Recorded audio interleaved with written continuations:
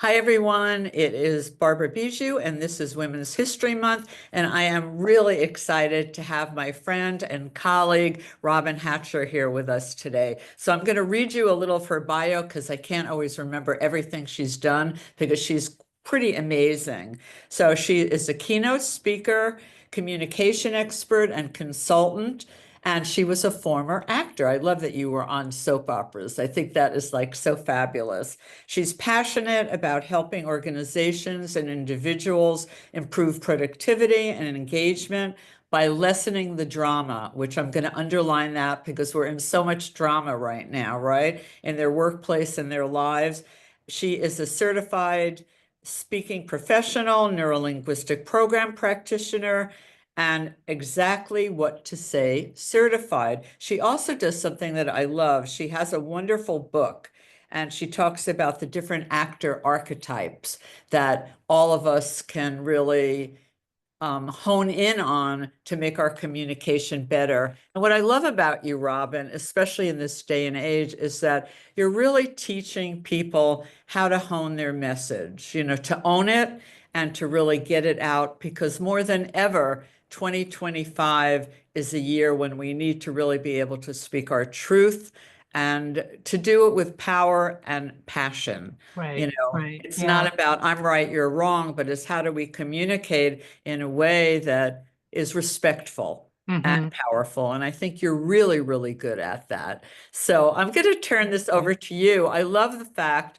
again, that you started out acting. And I mean, I worked in TV for 10 years. So I think that also helps our ability to teach people how to communicate when you've been in the media field at some point and you understand that. But I'm going to turn Right. it over to you on what at this time in history, which is incredibly chaotic, as I said to you before, I feel like I'm in the middle of a snow globe right now and someone is shaking me. So every second things are changing like this. And how do you discern what's true and isn't true?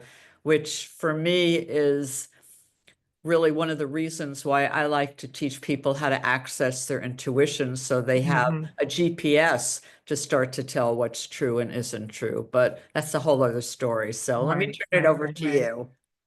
Yeah, it is. Thank you so much for having me on. And it is such a conundrum. It's like we're not going to get this perfect, but what I wanted to call this episode Own It While You Hone It, because that's my favorite phrase, because we're not always going to get it right. We're not always going to be right. But what we do want to do is we want to own where we are right now while we continue to hone and work on the parts of that we may not get right or that we may not. Right. And like you said, communication in this day and age is really challenging. I know my husband just told me that he listened to some podcasts where there were three women who are actually considering divorcing their husbands because they realized since the election how misogynistic they were. Wow. And it's really hard because, like, so that speaks to a couple of things. It speaks to the fact that I think communication probably wasn't that great in the beginning if they're just finding this out after being married for a long time. Yeah, duh. So that's something to look at. And the other thing is our inability, and I can't say that I blame their inability to have two opposing viewpoints be in existence at the same time. And I think that falls on both parties, and just like and what we really need to know is, do we want to be right or do we want to move forward? And a lot of times what we do is we go into a conversation and we go into a viewpoint just deciding that we have to be right and we have to win this argument.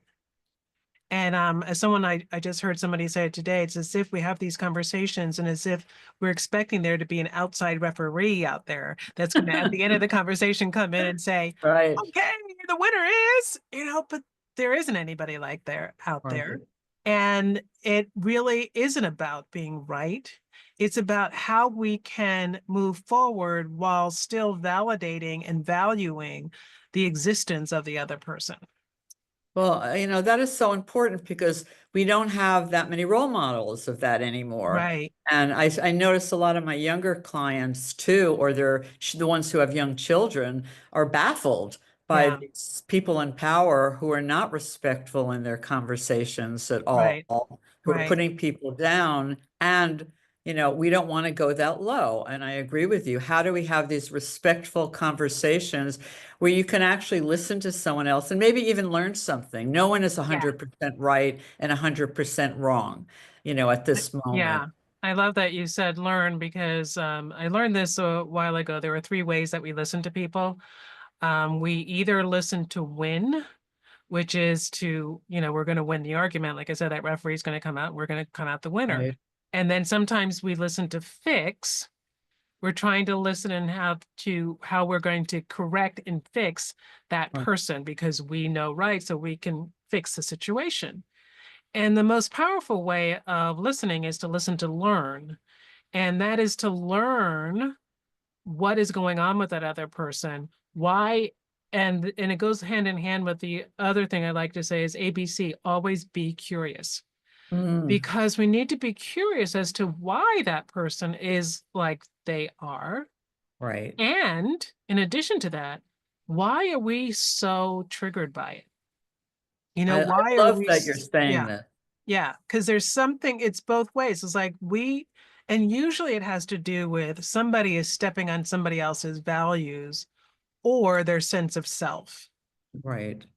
Right. No, totally. I mean, the whole idea of listening to understand and be curious, that's one of my words for the year, by the way. Oh, Curious. really? Yes. Yeah, I mean, it because should be. really, Yeah. I was so baffled by so much of the Yeah. tsunami that's been going on. I was really curious. Why are these people Yeah. saying what they're saying? Where are they coming from? Right. Maybe there's something I'm missing, and I Right. want to really know. So, as much as possible, I do try to listen to understand. Yeah. Yeah. Yeah. It's true. It's like I know that I just shared recently these comments that I'd gotten when I posted something about women leaders. And I got a barrage Mm. of comments from men who were like, women should never lead. Go Really? back to the kitchen. Um, Wow. women cannot be leaders. They'll never lead me. I mean, over and over and over and over Really? again. And someone actually even called me and told me to shut up and stop talking about women. That's very disturbing, I have to say, in Very disturbing. 2025, I to think know. that you can't be And a yeah, woman leader. Yeah. yeah. And I looked at that and I thought, oh my gosh. And the first comment is like, I thought, oh, this is funny. Because he said, oh, it's all in your head. And I'm like, okay. Mm. Now, the thing is, like, it was discouraging. It could have been frightening. It could have been a lot of things. But the overwhelming emotion that I felt afterwards was sadness Yes. because it just felt to me that these people are suffering so much with their sense of value and their security and their confidence that they have to lash out at somebody. And it was like a 2-minute clip Right. to somebody that they didn't know Mm. to try to get her to shut up.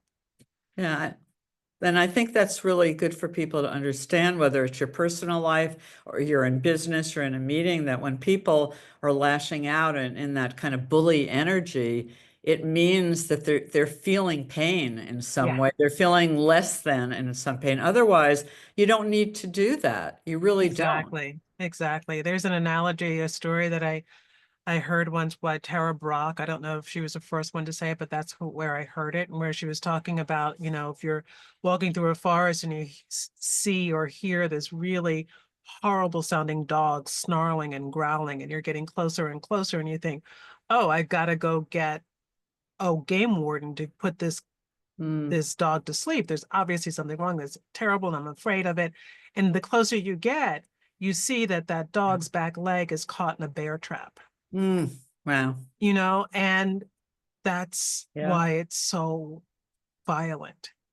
And I feel like that's so much that's going on with our society today. People feel as though they are caught in some sort of pain cycle, and the only thing that they can do is to lash out at the people who they think are causing them this pain. Right. No, I agree. And we are in such a time in history of both breakdown and breakthrough at the same time. An astrologer I know said it's the same energy as both the French Revolution and the Renaissance right Wow. now. Yeah, So yeah, you're right, seeing yeah, both of those energies. You're seeing incredible creativity coming out and new ideas. And then right, you're seeing all of this breakdown that is so violent. right, right, How do right, we right. learn to deal with it, as I said, both in our personal life and in our work life? Because, Yeah, to get through it without just taking a machine gun and shooting people, which a lot I of people know, feel like doing. which a lot of people feel like doing and So, probably will be doing at some point yeah, and are, again, which they have been all along. But, to recognize that it is coming from a big fear. And it's like the number one fear of not being able to survive, right. and it's like, and whatever people attach that to, you know, even this idiot that we have leading now is so afraid that someone's going to see him as a lesser person, that that's where so much of this is coming from. No, It's for like, sure. how can I continue to remain dominant? Because if I stop doing that, people are going to surpass me or take advantage of me or go over me. And, there are just so many psychological reasons why this is, but it doesn't help us all the No, time. but I mean, for me, my focus this year is using my skills, what I call spiritual alignment, to build spiritual, mental, and emotional resiliency right Yeah, now. And I know that you can do that too, and you're especially good at the communication part. right, So let's talk a little bit about the book that you wrote about the actors and the archetypes, and how can people use that right now? What can they take from that that will help them be able to communicate in a way that really allows their authentic voice to come out in a way that people can hear it? right, right, right, right. Yeah. So the thing with the actor types is that there are so many different, we have so many different styles of communicating. And when we understand our own style and when we understand who it is that we're communicating with, then we can adapt our communication so that that other person hears what you have to say. And unfortunately, most of us are so egocentric that we feel as though the way that we communicate should be understood by everyone. I mean, Right. and that's Yes. what Americans get accused of all the time, is like, well, Right. you should speak English. Right. I'm in your country. Why don't you understand me? Right. And you're faced with somebody who's completely speaking a different language. And everyone who speaks the same Yeah. language is up against the same situation. We have different styles based on our backgrounds, based on our genetics. And these are all styles that you can learn. And then what I talk about in the actor types are 9 different actor types, but what I focus on mostly with business professionals are the top 4. We've got like the hero that is very charismatic, and we've got the buddy who really likes collaboration and partnership and companionship and to support. And then we have a whiz kid who is really into details and data and all of that. And then we have the last one is our superhero, who is in Right. there to like get a result, make a difference, do something strong. Now, if you've got a superhero and the buddy is talking to them, superhero wants something done now, but the Right. buddy kind of wants to know what they did for the weekend or what they had for lunch. And what that superhero is going to feel like is like, you're not understanding me. I Right. don't want to talk about this. And they're going to get more entrenched in who they are and so now the buddy's going to say, oh, the superhero is such a pain. They have such an attitude because they're not like listening to my stories about my weekend. Right. And so it becomes this huge thing. It's like, but if you were to go in, it's like, I have this tendency to want to make friends with everybody and have these. I just had a first client yesterday, who is really into conversation and being fun, and he has a boss who is like a strict whiz kid superhero. And he can't help himself. He was even telling me that he would go into meetings with her and try to be friendly and all of this. And it was just like his natural instinct is because he thought because it works with everybody else, Right. that it's got to work with her eventually. And he kept doing it and he kept not feeling well about it. And then she kept complaining about it. And I finally said, like, this is what's going on. You can't do that. Right. So it really does become, it's like, okay, you're dealing with a superhero. I'm going to go in and I'm going to give you exactly what you need. You want the results. And what does it cost you? Right. No, You I know, love that you're saying that, because I have one client who I started working with when she was in her 20s, young in finance, and she's very detailed, like right. this kind Yes. of, and her boss was totally the opposite, more like me, this big picture Right, kind right, of right, person. right. And he kept saying to her, "You're not getting the big picture." And I said, "Aren't you hearing what he's saying?" She now happens to be CEO of a major company, and she Wow. still will call me. She goes, "I can't give too many details, right?" I said, "No, you're the CEO. You need to be the visionary now." Right, right, But it's right. still hard for her It is to so, shift out yeah, of that technical detailed to the bigger picture. So I love yeah, that you're saying that. And yeah. And it it's doesn't not make that her hard wrong. to Yeah, learn a few little, I mean, you might not be perfect at it, right, right, but you certainly, I have a friend who's a ambassador. And when I talk to her about diplomacy and how she works with people from other countries and stuff, right, she uses this all the time. You have to know the person's style and what they consider right, credible. Otherwise, you right, lose your right. credibility, Yeah. actually. I call it being, you have to become the Meryl Streep. Meryl Streep archetype, because when you think about Meryl Streep, she can play any different role, any That's role that right. somebody puts in front of her. She knows how to get into it, how to play it, how to make it believable. And that's what we need to do in our communication is to get our inner Meryl Streep so that we can adapt. And yeah, and sometimes a lot of people, the pushback is, oh, why do I have to be the one to change? And you don't always. I mean, it depends on what you want. It's It like, goes back to what you said. Would you rather be right or would you rather be exactly, successful? exactly, You might have said it exactly. in different words, but it's Yeah, that theory again. that's exactly what it is. And there are sometimes I'll tell certain clients that one of the things that you can do is to teach somebody else your style. Hmm, And therefore, it won't be as jarring for them. You could actually go in and say, you know what? I have a coach calls me a superhero. I like right. things done. I'm really fast. I'm going to talk fast. I'm going to be direct. It may sound like I'm yelling at you. It may sound like I don't like you. And I want you to know that that's how I am. And that's not true. It doesn't mean anything. Right. And if I'm doing it and if I'm offending you, please say something. We should have these on our business cards. Right.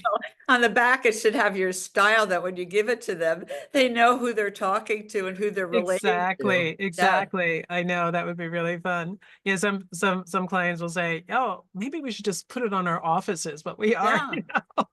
Well, I I actually know. met a woman who had a small business up in Syracuse, and she loved, these i- inventories where you find your Right. styles The and yes stuff. And assessments she and stuff. made Yeah. everybody in her company put their Hmm. style outside their door Yes. so that when you walk into their office, this is the days when, we were in person all the time. Right. They knew what style they were talking to, and they had a better chance of, communicating in a way that was effective. Right. Right. Yeah. That's a great thing to do. And the other thing about, where we are now and so many differing opinions and thoughts and patterns is back to curiosity. How Yeah. can you ask open-ended questions so that the conversation is always learning? You're always learning something from the other person, and really just being Yeah. that type of person that's like continue to ask questions and continually to acknowledge the person where they are. I have an acronym that I use in my training called LOVE. LUVE it stands for, and that's listen to what they have to say. And then you say something that you sounds like you understand them, and you do. You say something that acknowledges what it is that they just said. And doesn't mean that you have to agree with them, Right. And then you say something that validates that thing also, so Mm, you validate. It's like, yeah, that's great that you think that. I mean, it's such an interesting way of thinking. Whatever it is that you can say, because once you do those three things, you listen, you understand, you validate, then you've acknowledged that you see the person who they are and where they are. Then you can give a differing an opinion, which is the E for express, mm, or you can explore by asking a question. So that formula kind of works no matter what your actor type is. It can work on almost everybody, and it should work on everybody. Because another phrase that I coined is that people won't do what you say unless you see and validate who they are, mm. and that's what's missing so much from our conversations and from our connections, Yeah. is that it's almost like that game of war, like arm wrestling.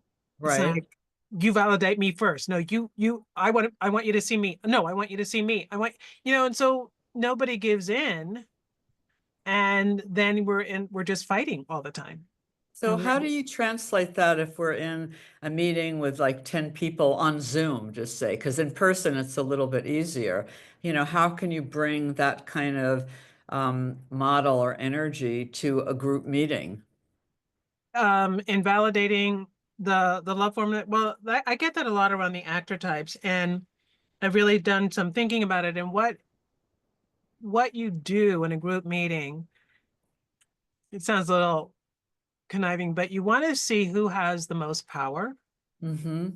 And you first address the style and the actor type of the person who has, or not even the power, the decision making, the power, whatever. And you address that style first. And then there are always ways to put in all the other styles. As a speaker, I sometimes will speak to hundreds and thousands of people at the same time. They're all going to have different styles. Right. But one of the number one ways that speakers are encouraged and invited to create their presentations is a way that addresses each one. It's like, first you want to get their attention. You give an attention getting opener that's going to really entice those heroes in the room.